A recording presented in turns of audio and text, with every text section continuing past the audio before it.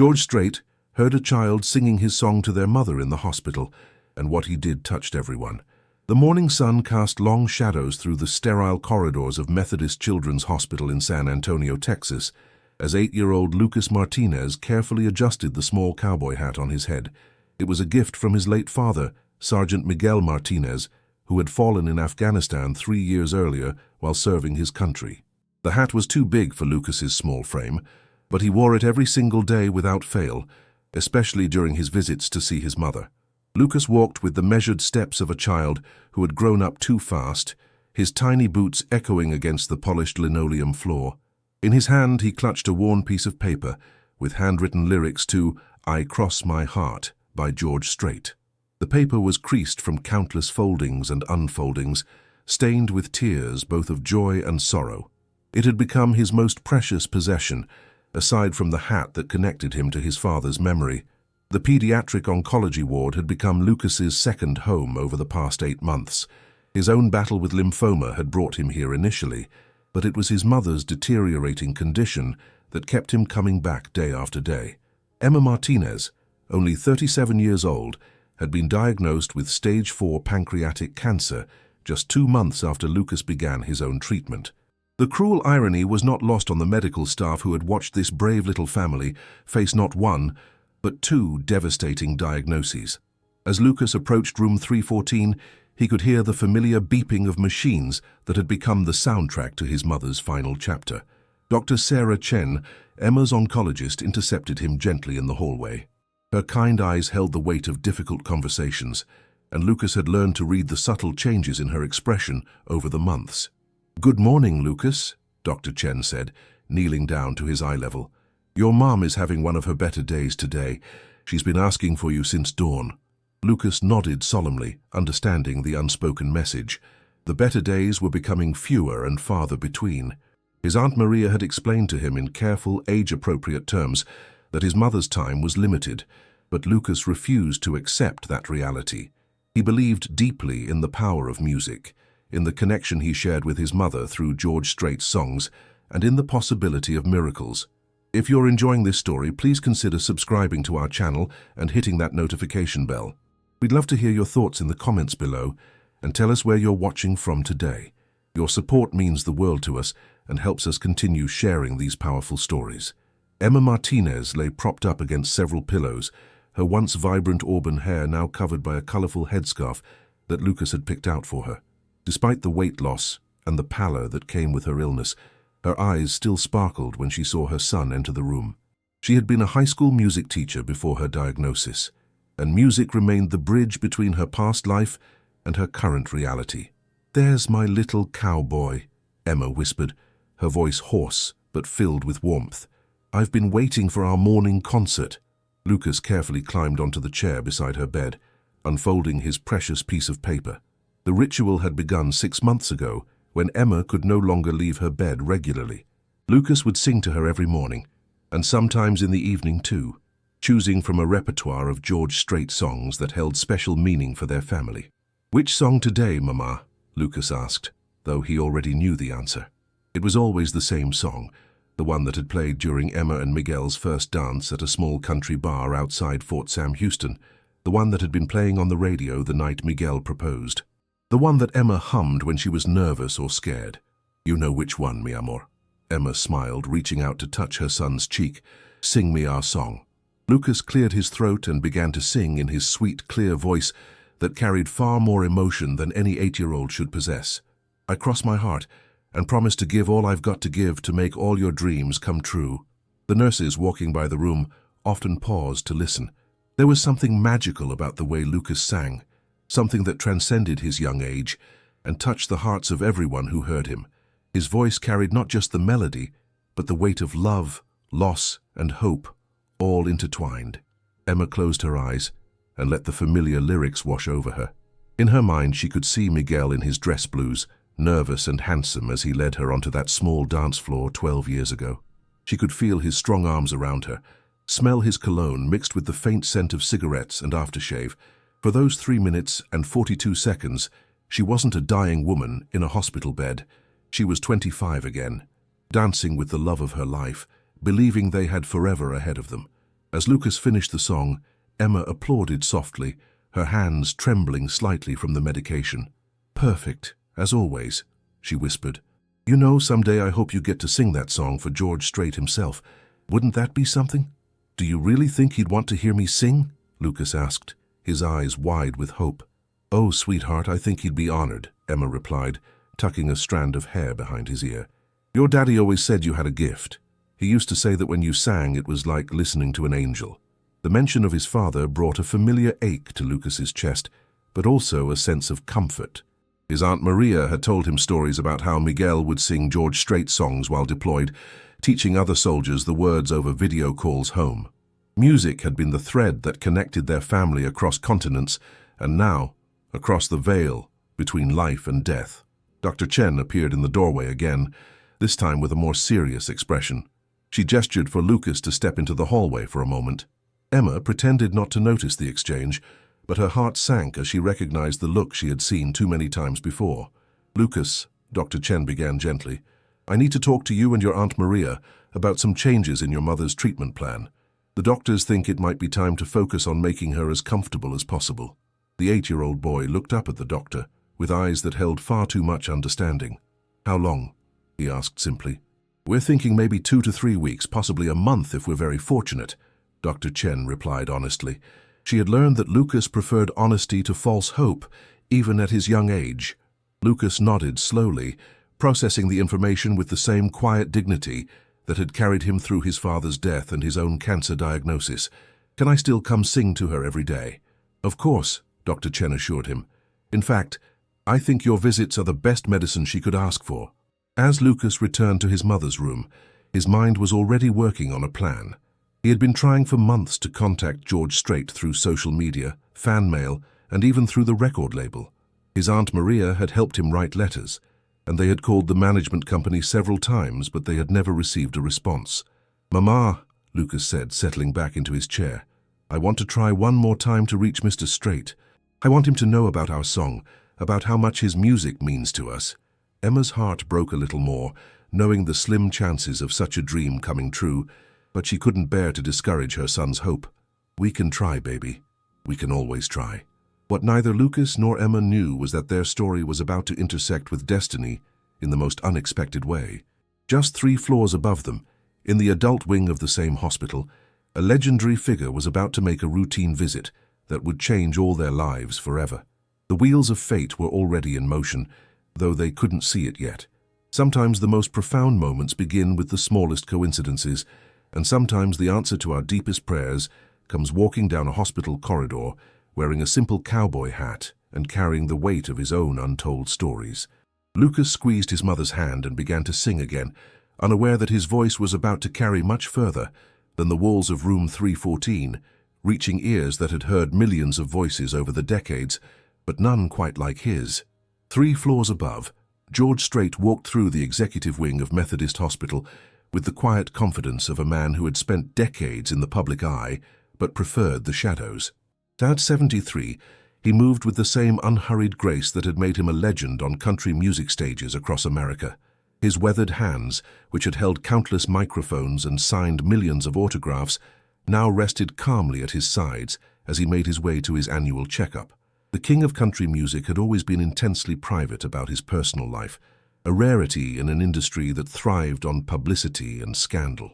Today, dressed in his usual understated attire of dark jeans, a simple plaid shirt and his signature cowboy hat, he hoped to complete his medical appointment without fanfare. The hospital staff had been briefed about his visit, and most had agreed to treat him like any other patient.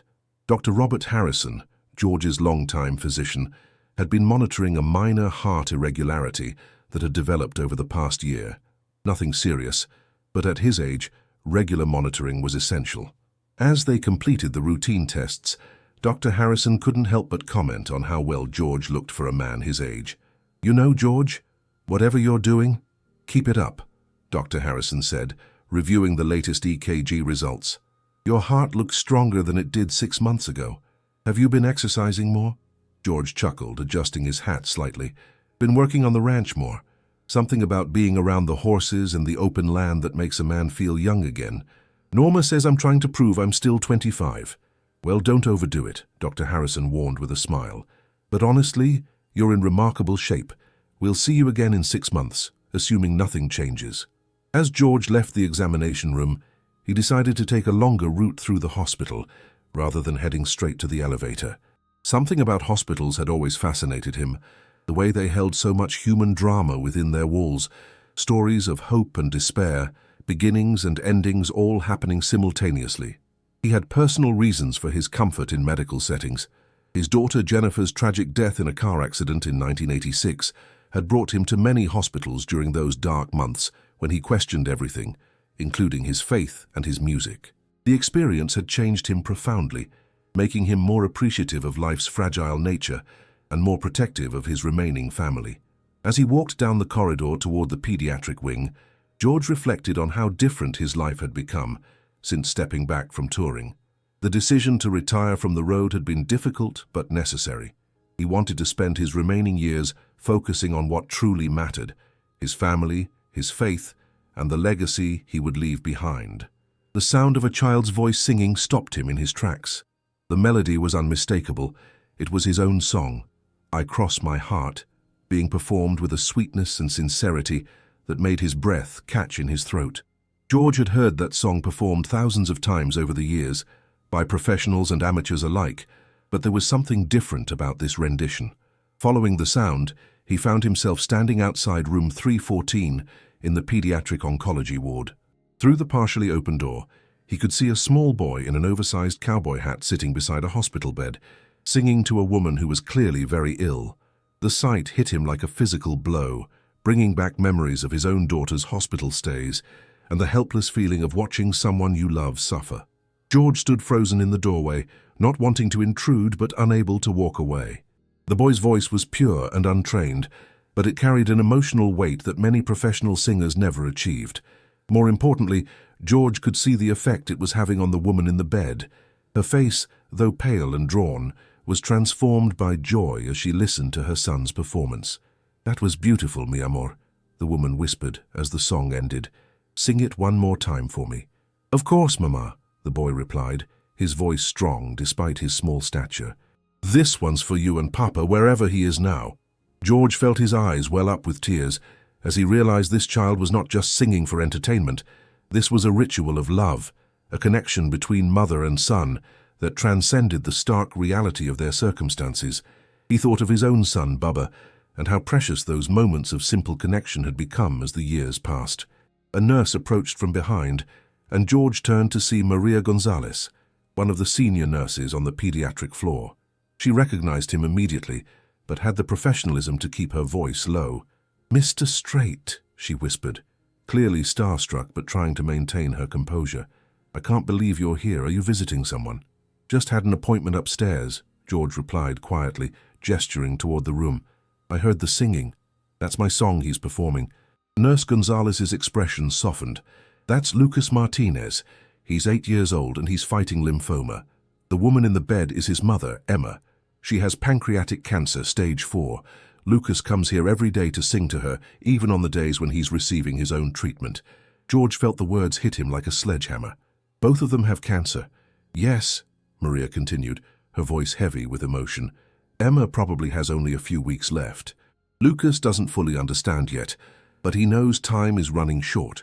That song, 'I Cross My Heart,' was special to Emma and her late husband. He died in Afghanistan 3 years ago." The full weight of the situation settled over George like a heavy blanket. Here was a child who had lost his father to war, was fighting cancer himself, and was now facing the loss of his mother. Yet he spent his days bringing joy to others through music. George's music. "Has anyone from my organization ever been contacted about this family?" George asked, though he suspected he already knew the answer. Maria's expression darkened slightly. "Lucas and his aunt have tried reaching out several times over the past few months. They wrote letters, called the record company, even tried social media. A few weeks ago, when Emma's condition got worse, the aunt called your management company directly. And they were told that you don't do hospital visits for fans and that they should stop trying to use their situation to get celebrity attention," Maria said, her voice barely containing her anger. "The man was incredibly rude. It broke Lucas's heart." George felt a surge of fury unlike anything he had experienced in years. Someone working for him had treated this family with such callousness, had dismissed their pain and hope so cruelly. In that moment, he made a decision that would change everything. "What's the name of the person who said that?" George asked, his voice deadly quiet. "I believe it was someone named Richard Caldwell from the management office," Maria replied. George nodded grimly. He knew exactly who Richard Caldwell was, a mid-level executive who had always rubbed him the wrong way with his arrogance and lack of empathy. This would be their last conversation. "Maria," George said, "I need you to do me a favor. Don't tell anyone I'm here yet. I need to make a phone call first, and then I want to meet that boy and his mother properly."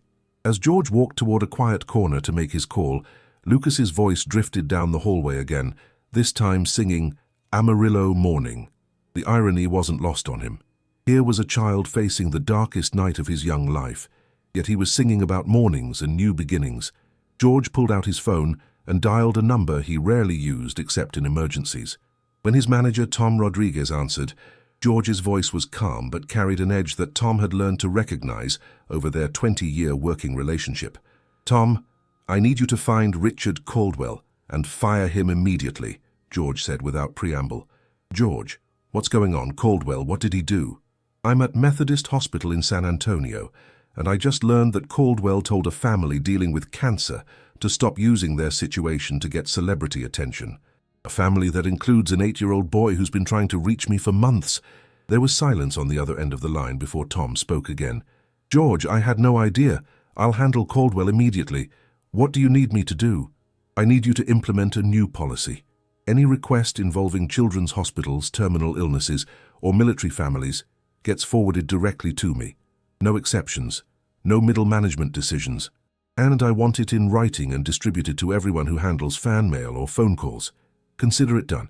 Anything else?" George looked back toward room 314, where Lucas's voice continued to fill the corridor with hope and love. "Yeah, Tom. Clear my schedule for the next few weeks. I've got some people I need to spend time with." As he hung up the phone, George Strait, the man who had sold more than 70 million albums and had more #1 hits than any other artist in country music history, felt nervous for the first time in decades. He was about to walk into that room and meet a little boy whose world was falling apart, and he had no idea what he could possibly say or do to make any real difference, but he knew he had to try. Sometimes the most important performances of a lifetime happen in the smallest venues, for the most intimate audiences, with the highest stakes imaginable. As he walked back toward room 314, George realized this might be the most important moment of his entire career. George stood outside the door for several long moments, listening to Lucas finish another verse of Amarillo Morning. His weathered hands trembled slightly as he removed his cowboy hat, running his fingers through his silver hair. In all his years of performing, he had never felt stage fright quite like this. This wasn't about entertaining thousands of fans or impressing music critics. This was about connecting with a dying mother and her brave little boy in their darkest hour. Taking a deep breath, George gently knocked on the doorframe. "Excuse me," he said softly. "I couldn't help but overhear the most beautiful singing I've heard in a long time. Mind if I come in?" Lucas looked up from his chair, his eyes widening behind the brim of his oversized cowboy hat. For a moment, he seemed frozen, unable to process what he was seeing. Emma, despite her weakened state, immediately recognized the distinctive voice and gentle demeanor of the man standing in their doorway. "Oh my God," Emma whispered, her hand flying to her mouth. "Lucas, baby, do you know who that is?" Lucas nodded slowly, his young mind struggling to believe that his hero was actually standing there. You're George Strait," he managed to say, his voice barely above a whisper. "I am," George replied, stepping into the room with the same humble confidence that had endeared him to millions of fans over the decades. "And you must be Lucas. I heard you singing my songs, and I have to say, son, you've got one of the most beautiful voices I've ever heard." The 8-year-old boy suddenly became shy, looking down at his hands. "I was just singing for my mama. She loves your music." George moved closer to the bed, his heart breaking as he took in Emma's frail appearance. Despite her illness, her eyes sparkled with joy and disbelief. "Mom, I'm George Strait. It's an honor to meet you both." "The honor is ours," Emma said, tears streaming down her cheeks. "I can't believe you're here. Lucas has been trying to reach you for months. He wanted so badly to meet you before—" Her voice trailed off. "I know," George said gently, pulling up another chair so he could sit beside Lucas. "And I'm sorry it took me so long to get here. Sometimes the people who work for me don't understand what's truly important. But I'm here now, and I'd love to hear more about you both." Lucas found his voice again, emboldened by George's kindness. "My daddy was a soldier. He died when I was 5. Mama says he loved your music too, especially I Cross My Heart. That was their wedding song." George felt his throat tighten with emotion. "Your daddy was a hero, Lucas, and from what I can see, he raised one heck of a brave son." "Mr. Strait," Emma said, her voice growing stronger with excitement, "Lucas has been battling lymphoma for 8 months now. Even on his worst days, when he's exhausted from treatments, he comes here to sing to me. Music has been our anchor through everything." "Tell me about your treatments, Lucas," George said, turning his full attention to the boy. "Are you responding well?" "The doctors say I'm doing good," Lucas replied, unconsciously touching his hat. "This was my daddy's hat. I wear it every day for good luck. Mama says Daddy is watching over us from heaven." George studied the worn military hat with deep respect. "That's a fine hat, son. Your daddy would be proud to see you wearing it, and I bet he'd be even prouder to hear you sing. Would you like to hear I Cross My Heart again?" Lucas asked hesitantly. "I know all the words by heart." "I would be honored," George replied, "but only if your mama feels up to it." Emma nodded eagerly, despite her obvious fatigue. It would mean everything to us. As Lucas began to sing, George found himself fighting back tears. The boy's voice was pure and honest, carrying emotions that spoke of loss, love, and an innocence that was somehow surviving despite unimaginable hardship. But it was more than just the singing. It was the way Lucas looked at his mother while he performed, the way she smiled back at him, the love that filled the sterile hospital room and made it feel like the most sacred space on earth. When the song ended, George stood up and began to applaud. "Lucas, that was absolutely perfect. You know, I've heard that song performed by some of the biggest names in country music, but I've never heard it sung with more heart than you just did." "Really?" Lucas asked, his eyes shining with pride. "Really," George confirmed. "In fact, I have an idea. Would you mind if I sang along with you next time? I think your mama deserves a duet from her 2 favorite singers." Emma gasped, covering her face with her hands as she began to cry. "I can't believe this is happening. This is like a dream." "It's not a dream, Mom," George said softly. "And Lucas, I want you to know that you're not alone in this fight. I know what it's like to lose people you love, and I know how music can help us through the darkest times." George's mind went back to the devastating loss of his daughter Jennifer. The pain of that tragedy had nearly ended his career, but music had ultimately been his salvation. Looking at this brave family, he saw reflections of his own journey through grief and healing. "Mr. Strait," Lucas said quietly, "do you think my daddy can hear us when we sing?" George knelt down beside Lucas's chair, looking directly into the boy's eyes. "Son, I believe with all my heart that your daddy hears every note. And I believe he's up there right now, proud as can be of his boy who sings like an angel and takes care of his mama like a true man." "The nurses here have been telling us about Lucas for months," Emma said, reaching out to touch George's hand. "They say he's become like a little ray of sunshine on this floor. Even when he's having his own tough days with treatment, he comes around singing to other patients, cheering them up." George looked at Lucas with new admiration. "You do that? You sing for other patients too?" Lucas nodded shyly. "Some of the kids get scared during their treatments. Music makes them feel better. Mama taught me that music is like medicine for the heart. Your mama is a very wise woman," George said, smiling at Emma. "You know, Lucas, I've been thinking about something. How would you feel about doing something really special together?"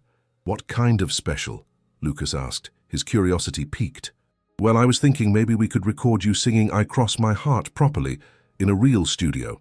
And maybe if your doctors say it's okay, you could come to one of my shows and sing it with me on stage." Emma gasped again, and Lucas's mouth fell open in shock. "Are you serious?" the boy whispered. "Dead serious," George replied. "But there's one condition. You have to promise me you'll keep fighting your cancer with everything you've got. Can you do that?" "Yes, sir," Lucas exclaimed, more animated than he had been all day. "I promise." "Good," George said, standing up. "Now, I want to talk to your doctors and see how we can make some things happen. Emma, is there anything specific you need right now? Anything I can do to help make you more comfortable?"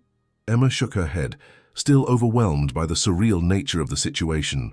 "Just having you here, talking to Lucas, giving him something to look forward to, that's more than I ever dreamed possible." George spent the next hour with the family, learning more about their story, their struggles, and their dreams. He discovered that Emma had been a music teacher before her diagnosis, that she had been the one to introduce Lucas to country music, and that their shared love of his songs had become a source of strength throughout their parallel battles with cancer. As the afternoon wore on, George noticed Emma growing more tired, but she refused to let him leave. "I want to remember every second of this," she told him. "Lucas has talked about meeting you for so long, and now here you are, treating us like we're family." "You are family now," George replied without hesitation, "and I want you both to know that this is just the beginning. I'm not going anywhere." Dr. Chen appeared in the doorway. Having heard from the nursing staff about their unexpected visitor, she looked starstruck, but maintained her professional composure. "I hope I'm not interrupting, but I wanted to check on our patients." "Doctor, this is George Strait," Emma said proudly. "He's been spending the afternoon with us." "It's an honor to meet you, Mr. Strait," Dr. Chen said. "I have to say, I've never seen Lucas or Emma this happy since they've been here." George stood to shake her hand. "Doctor, I'd like to discuss some possibilities with you if you have a moment. I want to understand what we're dealing with here and how I might be able to help." As they stepped into the hallway, Dr. Chen's expression became more serious. "Mr. Strait, I have to be honest with you. Emma has maybe 2 to 3 weeks left. As for Lucas, he's responding well to treatment, but he still has a long road ahead. What you've done here today has given them both something precious, hope and joy in a very dark time." "I want to do more," George said firmly. "I want to be part of their journey, however long or short it might be. That little boy has more courage in his pinky finger than most adults have in their whole body." "Your presence here today has already made a profound difference," Dr. Chen assured him. "But I have to ask, are you prepared for what might come? This could get very difficult emotionally." George thought about his own losses, his own struggles with grief and pain.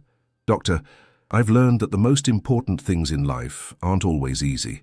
That little boy in there has been fighting battles that would break grown men, and he's still singing. The least I can do is stand beside him while he does it."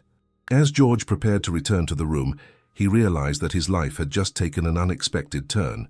He had come to the hospital for a routine checkup, and instead found a purpose he hadn't known he was looking for.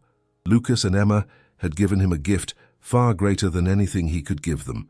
They had reminded him why music mattered, why human connection was sacred, and why some moments are worth more than all the gold records and awards in the world. When he walked back into room 314, Lucas looked up at him with eyes full of trust and hope, and George knew there was no turning back. He was committed now, heart and soul, to seeing this family through whatever came next. Over the following 2 weeks, George Strait became a fixture at Methodist Children's Hospital in a way that surprised everyone, including himself. The man who had spent decades carefully guarding his privacy suddenly found himself arriving at the hospital each morning with the regularity of medical staff, carrying coffee for the nurses and small gifts for Lucas and Emma. On this particular Wednesday morning, George walked through the hospital corridors with a sense of urgency he hadn't felt before.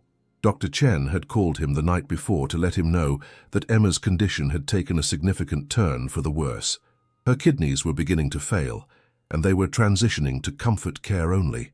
The conversation every family dreads was about to happen, and George wanted to be there to support Lucas through it. When he arrived at room 314, he found Lucas sitting in his usual chair, but something was different. The boy wasn't singing today. Instead, he sat quietly holding his mother's hand, his young face etched with a maturity that no 8-year-old should possess. Emma was sleeping, her breathing shallow and labored, the machines around her bed providing a constant symphony of beeps and whirs. "Good morning, cowboy," George said softly, settling into the chair he had claimed as his own over the past weeks. "Morning, Mr. George," Lucas replied, his voice small and tired. "Mama's been sleeping a lot. The doctor said her body is getting ready to go be with Daddy." George felt his heart clench at the matter-of-fact way Lucas delivered this devastating news. "How are you feeling about that, son?" Lucas was quiet for a long moment, his small fingers tracing patterns on his mother's blanket. "Scared," he admitted finally, "but also kind of relieved. She's been hurting so much and she tries to hide it, but I can tell. Maybe when she's with Daddy she won't hurt anymore." The wisdom and compassion in those words left George momentarily speechless. Here was a child facing the loss of his last remaining parent, yet his primary concern was for his mother's suffering. It was a level of selflessness that humbled the legendary performer. "Lucas," George said carefully, "have you and your mama talked about what happens next?" "A little bit," Lucas nodded. "Aunt Maria is going to take care of me. She's really nice and she loves me, but it's not the same as having Mama and Daddy." His voice cracked slightly on the last words. Emma stirred in her bed, her eyes fluttering open. When she saw George, she managed a weak smile. "You came," she whispered. "Of course I came," George replied, moving his chair closer to her bed. "How are you feeling today, sweetheart?" "Tired," Emma admitted, "but peaceful. Knowing that Lucas has you in his life now, it makes everything easier."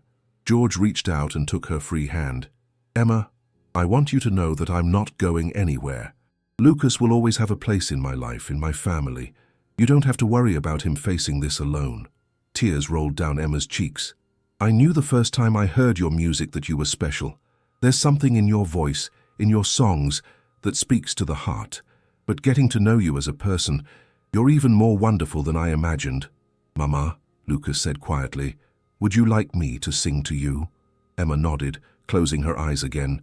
"Our song, baby. Sing our song." As Lucas began to sing "I Cross My Heart," George joined in, his rich baritone blending with the boy's pure soprano in a harmony that seemed to fill the room with something sacred. Other patients and staff members gathered in the hallway, drawn by the music, creating an impromptu congregation for what felt like a very private ceremony. Dr. Chen appeared in the doorway, and George caught her eye. She nodded solemnly, confirming what they all knew was coming. The song took on new meaning as they sang it together. It was no longer just a love song, but a promise that love endures beyond death, that the connections we forge in life can never truly be broken. When the song ended, Emma opened her eyes and looked directly at Lucas. "Baby, I need you to listen to me very carefully. In a few days, maybe sooner, I'm going to go to sleep and not wake up. But that doesn't mean I'm leaving you. Every time you sing that song, every time you wear Daddy's hat, every time you help someone else who's hurting, I'll be right there with you." Lucas nodded solemnly, tears streaming down his face. "I know, Mama. Daddy told me in a dream. He said you were going to come live with him and you'd both watch over me." George felt his own eyes well up as he witnessed this extraordinary conversation between mother and son. The strength they were showing in the face of such profound loss was unlike anything he had ever experienced. "Mr. George," Emma said, turning to him, "I have a favor to ask you." "Anything," George replied without hesitation. "When I'm gone, Lucas is going to need more than just a place to live. He's going to need hope, purpose, something to live for. Would you consider taking him under your wing, not just as a fan, but as someone you believe in?" George felt the weight of her request settle over him. She wasn't just asking him to be kind to her son. She was asking him to help shape the boy's future, to give him dreams worth fighting for. "Emma," George said, his voice thick with emotion, "I promise you that Lucas will never face this world alone. He's got talent, heart, and more courage than anyone I've ever met. I want to help him develop his gifts, and more importantly, I want to be part of his family." "There's something else," Emma continued, her voice growing weaker. "In my purse, there's a letter I wrote for Lucas to read when he's older. And there's something else, a recording I made on my phone a few weeks ago. It's me singing 'I Cross My Heart' one last time. I want him to have it, so he can always hear my voice when he needs to." George nodded, making mental notes of everything she was telling him. "I'll make sure he gets everything, and I'll make sure he understands how much you loved him." As the day wore on, more family members arrived. Aunt Maria, who George had met several times over the past weeks, brought Lucas's favorite foods and tried to maintain some sense of normalcy. Emma's sister, her parents, and several close friends gathered to say their goodbyes. That evening, as visiting hours wound down, George found himself alone with Lucas and Emma once more. The boy had fallen asleep in his chair, exhausted from the emotional day, his head resting on his mother's bed. "George," Emma whispered, "there's one more thing. I want Lucas to have something to remember you by, something special that's just between you and him." George thought for a moment, then reached up and removed his own cowboy hat. It was a hat he had worn on countless stages, in hundreds of interviews. and during some of the most important moments of his career. Gently, he placed it on the nightstand beside Emma's bed. "When the time is right," he said quietly, "I want Lucas to have this. Tell him it's from one cowboy to another, and that every time he wears it, he'll carry a piece of my respect and love with him." Emma smiled through her tears. "He'll treasure it forever." As George prepared to leave for the night, Emma called out to him one last time. "George, thank you for giving my son the greatest gift any parent could ask for, hope for the future. Because of you, I can let go knowing that Lucas will be okay. Because of you and that incredible boy, I've remembered what really matters in this life," George replied. "Thank you for letting me be part of your story." The next morning, George arrived at the hospital to find Aunt Maria sitting beside Lucas in the hallway outside the room. She looked up at him with tear-filled eyes and shook her head slightly. George understood immediately. "When?" he asked softly. "About an hour ago," Maria replied. "She went peacefully in her sleep." Lucas was holding her hand. George knelt down beside Lucas, who was staring at the floor with a blank expression. "Hey there, cowboy. How are you doing?" Lucas looked up at him with eyes that seemed far older than his 8 years. "She's with Daddy now," he said simply. "She looked happy when she went to sleep, like she wasn't hurting anymore." George pulled the boy into his arms, holding him as he finally began to cry. They sat there together in the hospital corridor, two souls bound together by music, loss, and the promise of better days ahead. As they held each other, George realized that his life had been forever changed by a chance encounter in a hospital hallway. He had come here as a successful musician, looking to help a sick child. But he was leaving as a man who had been given a new purpose, a new family, and a deeper understanding of what it meant to use his gifts in service of others. The real journey was just beginning, and George knew that everything that came next would be dedicated to honoring Emma's memory and ensuring that Lucas's extraordinary spirit would have every opportunity to shine. The boy who had captured his heart with a simple song was about to discover just how far love and determination could take him. 6 months later, the majestic theater in San Antonio was buzzing with anticipation as audience members took their seats for what had been billed as a special benefit concert for children's cancer research. What they didn't know was that they were about to witness something far more extraordinary than a typical George Strait performance. Backstage, Lucas Martinez stood in front of a full-length mirror, adjusting the cowboy hat that George had given him. It fit him perfectly now, as if it had been waiting all along for the right moment to find its proper owner. At 9 years old, Lucas had grown several inches and gained weight, his face fuller and healthier than it had been during those dark days at the hospital. "You ready for this, partner?" George asked, appearing behind him in the mirror. Lucas turned around, his eyes bright with excitement and just a touch of nervousness. "I think so." "Do you really think people will want to hear me sing?" George knelt down to Lucas's eye level, something that had become their ritual before important moments. "Son, 6 months ago, you sang to your mama in a hospital room and brought more joy to that space than I've brought to some of the biggest stages in the country. Tonight, you're going to sing for 3,000 people, and every single one of them is going to fall in love with your voice just like I did." The journey to this moment had been remarkable. True to his word, George had taken Lucas under his wing in every sense of the phrase. The boy now lived with Aunt Maria, but George had become a constant presence in his life, part mentor, part grandfather figure, part best friend. They had spent countless hours together, with George teaching Lucas not just about music, but about life, responsibility, and the power of using one's gifts to help others. Lucas's cancer treatment had been successful. The lymphoma had gone into complete remission 3 months earlier, and his doctors were cautiously optimistic about his long-term prognosis. But more than his physical recovery, it was Lucas's emotional healing that had been the most remarkable transformation to witness. "Mr. George," Lucas said, "do you think Mama and Daddy can see us tonight?" "I know they can," George replied with absolute certainty, "and I know they're proud of the young man you're becoming." The concert had been George's idea, but it had grown into something much larger than he had originally envisioned. When word had spread through the country music community about Lucas's story and George's involvement with the family, other artists had asked to participate. The event had become a celebration not just of music, but of the healing power of human connection and the importance of supporting families facing medical crises. Dr. Chen, who had become like family to Lucas over the months, appeared backstage with a wide smile. "There's our star," she said, giving Lucas a gentle hug. "How are you feeling?" "Good," Lucas replied. "A little nervous, but excited. Mr. George says nerves are just excitement wearing a disguise." "He's very wise," Dr. Chen laughed. "You know, Lucas, there are several families here tonight whose children are currently patients in our oncology ward. When they see you up there, healthy and strong and following your dreams, it's going to give them so much hope." This was the part that meant the most to Lucas, the opportunity to help other kids who were walking the same difficult path he had traveled. Over the past months, he had continued visiting the hospital regularly, not as a patient, but as a volunteer. He would sing for other children receiving treatment, read stories to them, and share his own experience to help them believe that they could overcome their challenges too.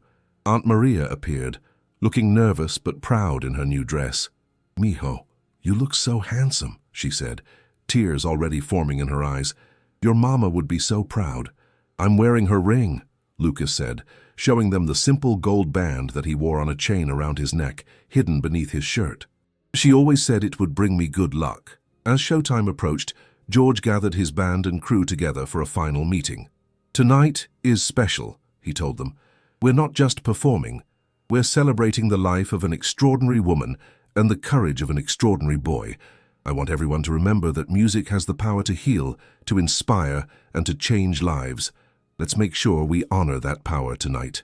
The lights dimmed in the theater, and George took the stage to thunderous applause.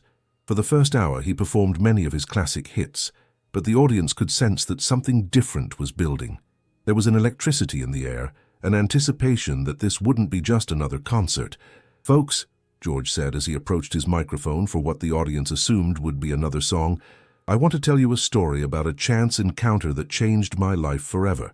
For the next 10 minutes, George shared Lucas's story with the audience.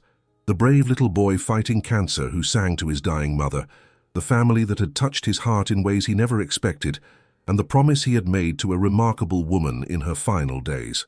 "Tonight," George continued, "I want you to meet that little boy, who is now healthy, strong, and ready to share his gift with all of you. Ladies and gentlemen, please welcome my friend, my brother, and one of the most talented young singers I've ever heard, Lucas Martinez." The audience erupted as Lucas walked onto the stage, no longer the frail child from the hospital, but a confident young performer wearing his father's military hat and George's cowboy hat, a symbol of the different kinds of courage that had shaped his short life. "Hi, everyone," Lucas said into the microphone, his voice clear and strong. "6 months ago, I was singing to my mama in a hospital room, never dreaming that anyone else would ever want to hear me. Tonight, I want to sing the song that brought me and Mr. George together, the song that my mama and daddy danced to when they fell in love, and the song that reminds me that love never really ends, it just changes form." As the opening notes of "I Cross My Heart" filled the theater, Lucas began to sing with a maturity and emotional depth that left the audience stunned. His voice had grown stronger over the months, but it had retained that pure, honest quality that had first captured George's attention in the hospital corridor. George joined him for the second verse, their voices blending together in perfect harmony. As they sang, images of Emma and Miguel appeared on the big screens around the theater, photos that Aunt Maria had provided showing a happy family before tragedy struck, showing love in its purest form. When the song ended, there wasn't a dry eye in the theater. The standing ovation lasted for nearly 5 minutes, with people shouting encouragement and wiping away tears. Lucas stood beside George, overwhelmed by the response, but grounded by the presence of his mentor and friend. "Ladies and gentlemen," George said when the applause finally died down, "Lucas and I have an announcement to make. Tonight, we're launching the Emma Martinez Foundation for families facing cancer. This foundation will provide financial support, emotional resources, and practical assistance to families who are dealing with childhood cancer, especially those who have also lost a parent to military service or other circumstances." The crowd erupted again, but George wasn't finished. More importantly, Lucas has decided that he wants to use his musical talents to help other kids who are going through what he went through. Starting next month, he'll be recording an album of songs specifically chosen to bring comfort and hope to children in hospitals. All proceeds will go directly to the foundation. Lucas stepped forward to the microphone one more time. "I learned from my mama that music is medicine for the heart. I learned from Mr. George that when you have a gift, You're supposed to share it with people who need it. And I learned from my daddy, even though he's not here anymore, that being brave doesn't mean you're not scared. It means you do the right thing, even when you are scared. As the concert concluded with an encore performance featuring several other country music stars who had joined the cause, George and Lucas stood together at center stage, looking out at an audience that had been transformed by their story. Later that night, as they sat together in George's truck outside the theater, Lucas looked at his mentor with eyes full of gratitude and love. "Mr. George, do you think we did good tonight?" "Son," George replied, "tonight we did something that your mama and daddy would be proud of. We took the worst thing that ever happened to you and turned it into a way to help other people. That's not just good, that's extraordinary." As they drove through the quiet streets of San Antonio, Lucas fell asleep in the passenger seat, still wearing both hats, symbols of the different kinds of heroism that had shaped his young life. George looked at the sleeping boy and marveled at how a chance encounter in a hospital corridor had led to this moment, this purpose, this family that had formed around shared pain and mutual healing. The Emma Martinez Foundation would go on to help hundreds of families over the coming years. Lucas would indeed record his album, and it would become a source of comfort for children in hospitals across the country. But perhaps most importantly, the bond between George Strait and Lucas Martinez would prove that sometimes the most beautiful music isn't performed on stage.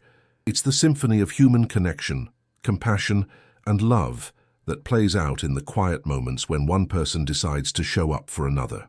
Years later, when Lucas was grown and had children of his own, he would tell them the story of how a song sung in a hospital room had changed everything. He would teach them that kindness is the most powerful force in the universe, that love truly does cross hearts and never dies, and that sometimes the most important performances of our lives happen for an audience of one. George Strait had entered that hospital looking for a routine checkup and left with a new understanding of what it meant to use his fame for something that truly mattered.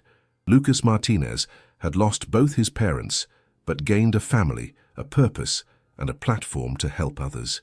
Together they had proven that even in our darkest moments, hope has a way of finding us, often in the most unexpected places and through the most beautiful voices.